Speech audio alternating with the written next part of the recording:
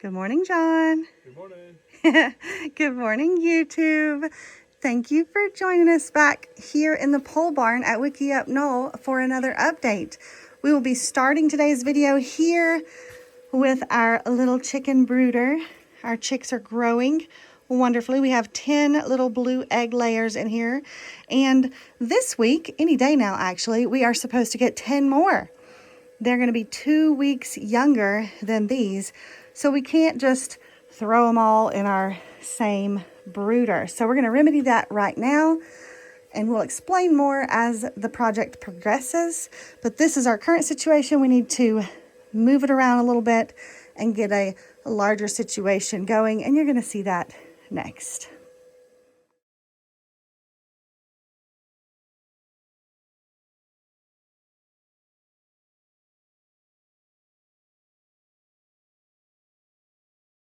All right, we have put our little chicks down here. They're currently at just under 70 degrees, which is perfect for their age and size. They're having a great time over here. They're staying right around 70 degrees with no light, which is great for them. So over here, we have removed the table and now we have replaced it with a pallet. We'll zoom out a little bit. This pallet is over 6 feet long and just wide enough to receive the leftover cutoffs of our stall mats. If you've watched our videos up to this point, you know that we used stall mats to create the floor of our pole barn, which is appropriate for a barn shed area. And we had 3 pieces left over, and that's what these are right here. And happily, they fit perfectly on this pallet. They don't go all the way to the end, but we're not using the entire length. We wanted to place the pallet under our middle support beam where we're going to be hanging our light back over the brooder space. So our next job is to create walls for our brooder, and for that we will be using our stash of recycled corrugated metal for roofing metal that we have, and you will see that next.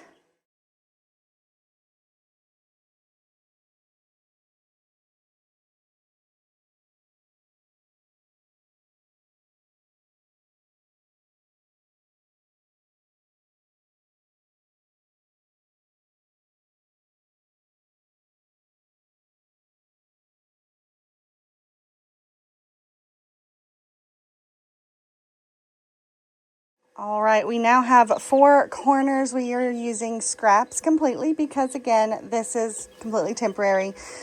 And the corners are now on uprights so that we have nailers to attach our corrugated metal panels to. When we put the corner pieces on the exterior of the pallet, we create a little gap, which you can see here between the floor and what will be the wall of the corrugated metal. So John's going around and screwing together little scraps of timber here to fill that gap so no chicks fall through, and then we'll do that on the other sides as well, and then we will attach our side panels.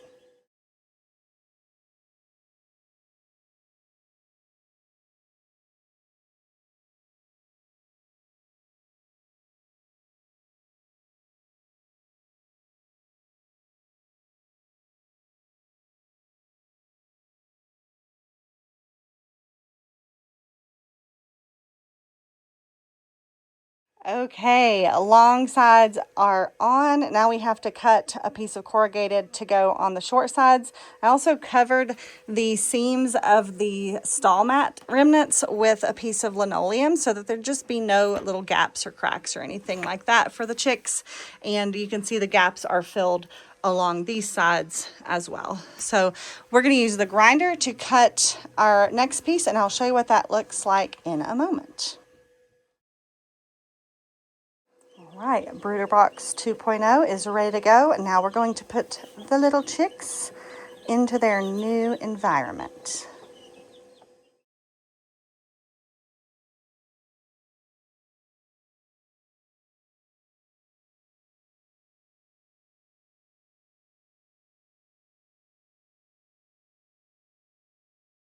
All right, looks like everybody has found the food and water.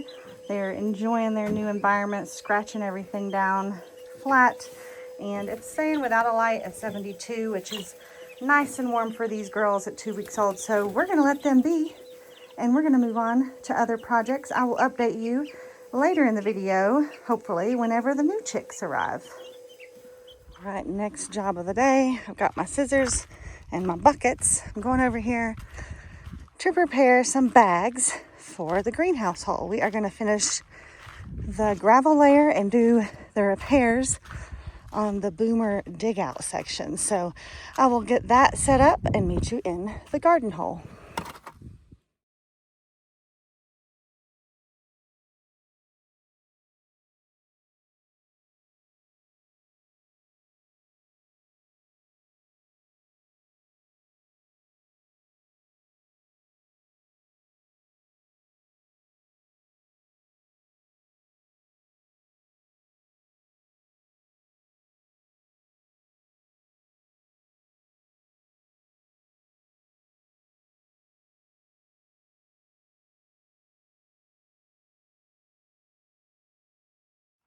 Alrighty, we are in the greenhouse area.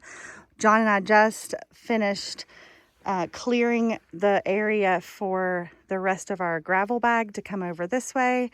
If you're new here, we are making the lower level gravel so that it drains well.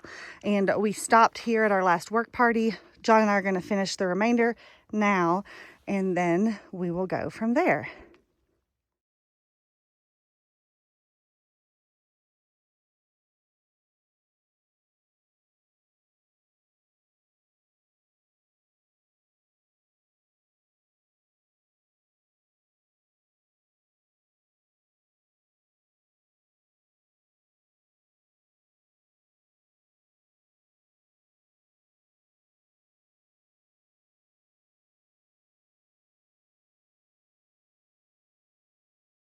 Okay, we now have the corner finished. Pardon my shadow over here. It is that time of day. It's a nice early morning. So we have the rock layer completed all the way around, and we have a dirt layer starting about here, going to the corner, and then from that corner down to this corner. John is working with a laser level right now to find our point on this wall. This is actually our highest point of the greenhouse, because right here in the natural ground, there's granite. It's solid granite, so the excavation couldn't go any deeper for what we were getting. So we think we need to remove part of the top part of this bag and bring it down about 4 inches. And then we need to bring this side up about 4 inches before we place our metal foundation beams for the structure. So we're gonna be working on that, and then we will check back in when we've got more of an idea of what we're doing.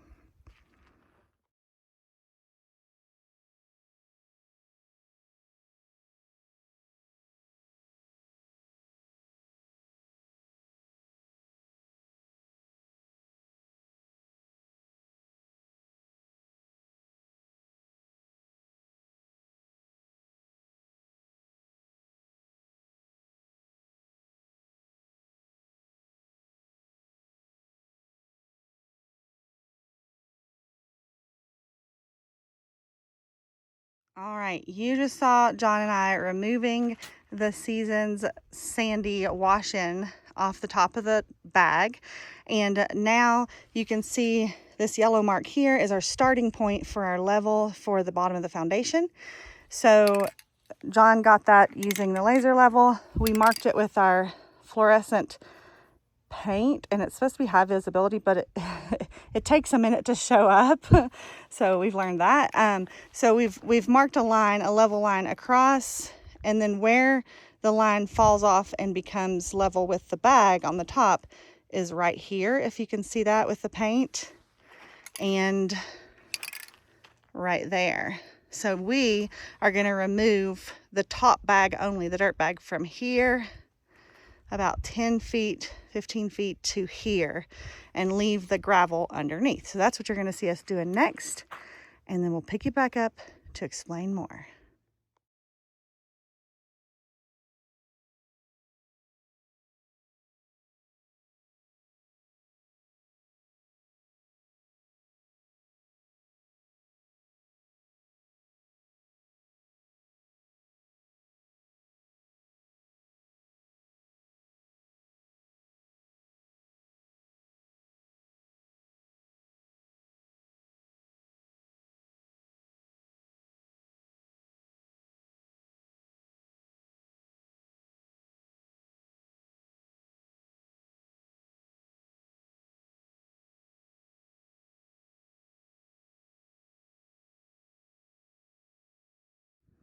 All right, now that we've removed that highest point of our bags so we can start working on official level, it's now time to start moving down these pieces.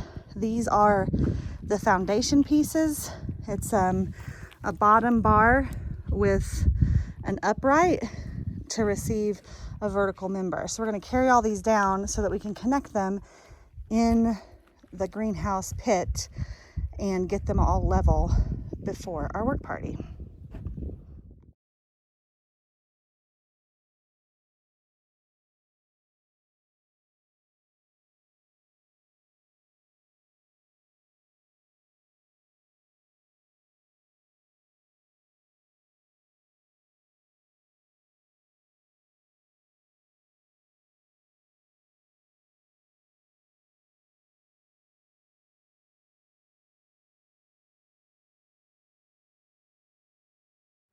Alrighty, you just saw us completing our 2-person relay handoff, and we have now gotten all of the foundation parts down into the greenhouse area.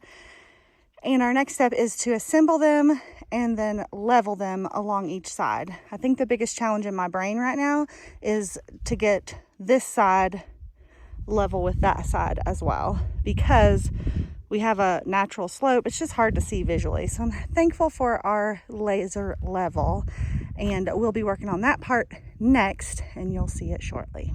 Right, we have baby chicks from the post office.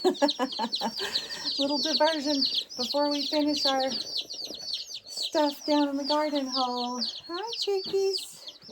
How you doing? Here's one. Here's your water. Whoop. Here's the water.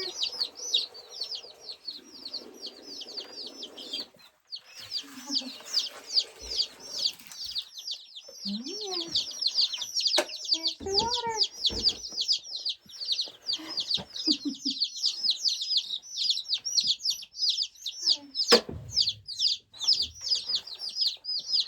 There they are.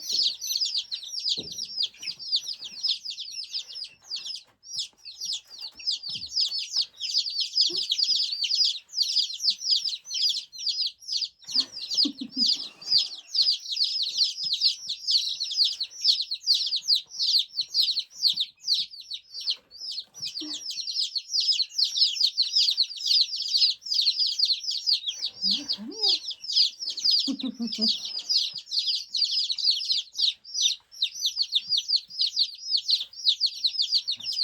Little fluff babies. Oh, there we go. Okay, you just saw me putting in the new chicks, brand new from the post office. And then this is their water. We always put their little beak in water so they know where to find the food and water when they first get here. They're huddled up under the light because they've been in the car for a while. And the other chickens are on the other side. They're just now beginning to come over. They're kind of curious.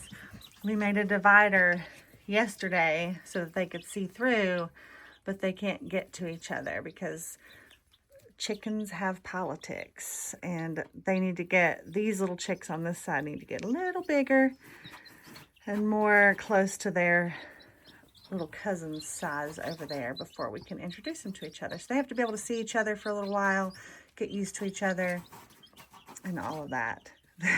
They're beginning to get curious. Come closer at least. So our 2-week, now 3-week-old batch over here on this side have their own water and food, and these girls on this side have their water and food set up here. So they'll get used to each other. We'll keep the light on these guys at 98 degrees for the first week and then taper off after that. We'll keep checking on them throughout the day. And for John and I, we're going to get back to the greenhouse build because our work day with the group is fast approaching.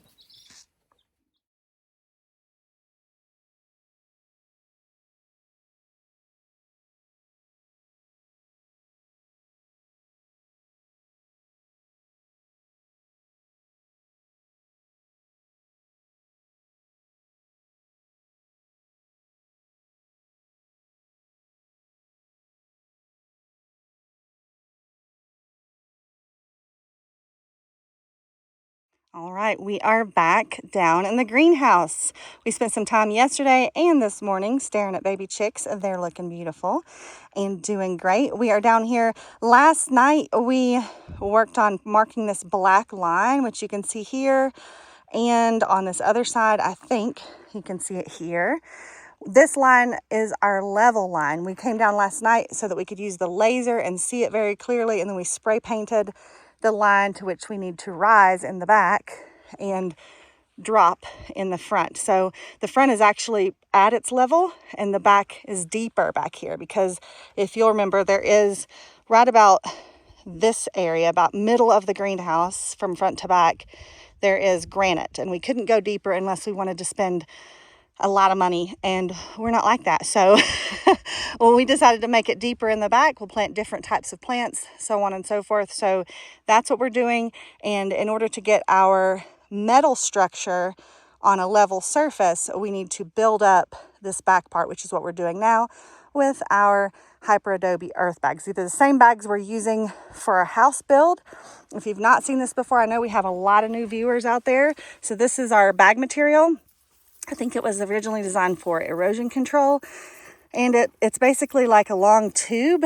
It's kind of like the consistency of one of those onion bags at the grocery store, and then we just put dirt material in it in a dirt sausage making way and it stays in place and creates this system called Hyper Adobe, and that is how we're building. So you're going to see more of that momentarily, and then we'll check back in when we have another break.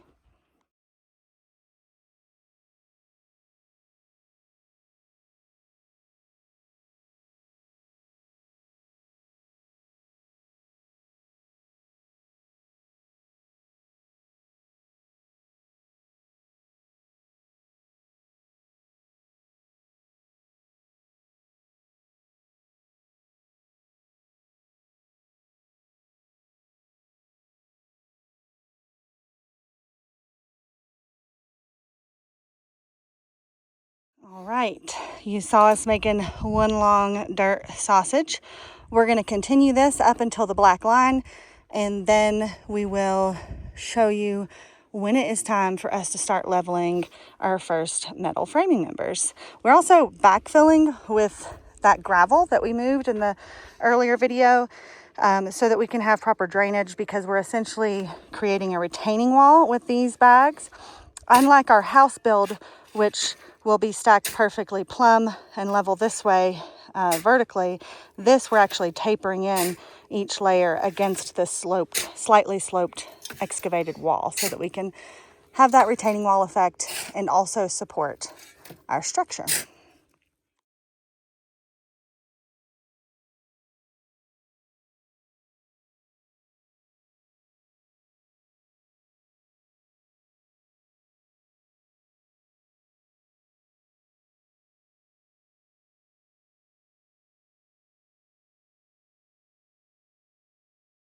Okay, we have one foundation structure for our east wall put in place. We joined all of these up.